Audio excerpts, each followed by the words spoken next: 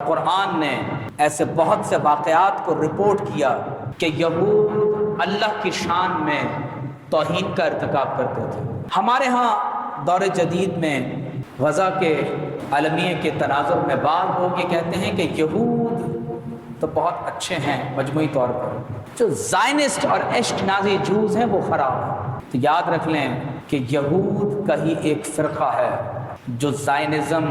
یا صہیونیت کی صورت اختیار کر گئے، یہ انہی کا ایک گروہ ہے، یہ بائی ریس جوز ہی ہیں، یہ ان سے کوئی علیحدہ قوم نہیں ہے۔ اور کبھی اس کی حقیقت جاننی ہو تو آپ دیکھیں کہ مجموعی طور پر سوائے چند ایک گروہوں کے آپ کو یہود مجموعی طور پر اس وقت اسرائیل کے ساتھ اس ظلم میں شریک نظر آئیں گے۔ ایک مرتبہ حضرت سیدنا صدیق اکبر رضی اللہ تعالی عنہ یہودیوں کی ایک درسگاہ میں تشریف لے گئے، اور یہود اس درسگاہ میں جمع ہو کر اپنی تعلیمات کا پرچار کرتے تھے، اور انہی میں ایک فنحاس نامی شخص لوگوں کو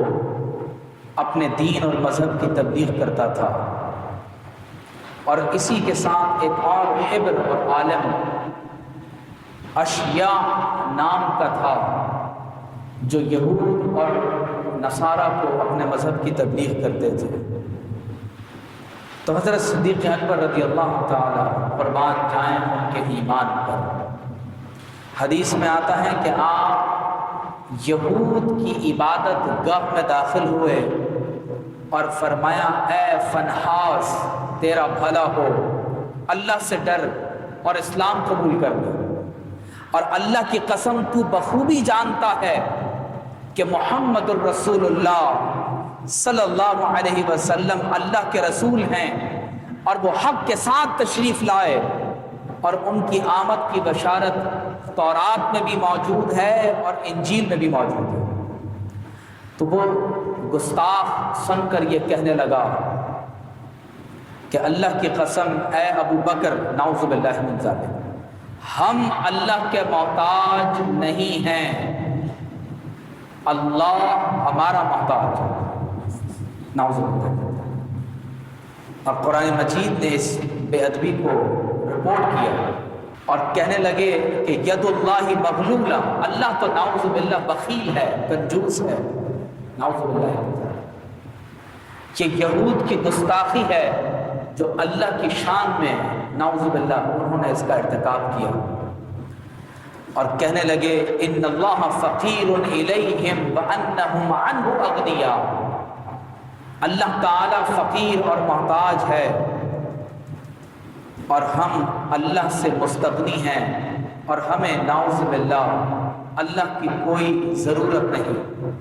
تو صدیق اکبر رضی اللہ تعالی عنہ نے جب یہ سنا تو آپ نے اس کو ایک سناٹے دار تھپڑ اس یہودی کو اسی کی درسگاہ میں آپ نے رسید کر دیا، اور فرمایا اللہ کی قسم اگر ہمارے اور تمہارے درمیان معاہدہ نہ ہوتا تو اس گستاخی کی وجہ سے میں تمہارا سر قلم کر دیتا۔ وہ یہودی اٹھا اور حضور علیہ السلام کی بارگاہ میں حاضر ہوا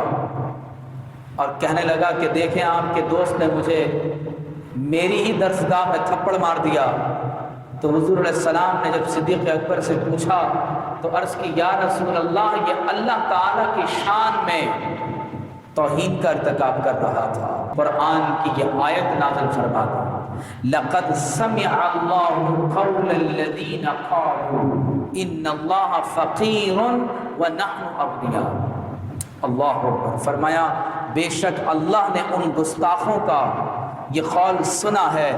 جو یہ کہتے ہیں کہ بے شک اللہ فقیر ہے اور ہم بہت امیر ہیں۔ یہ یہود کہا کرتے تھے۔ فرمایا سنکتب ما قالوا، فرمایا ان کی ساری گستاخیوں کو ہم لکھ رہے ہیں،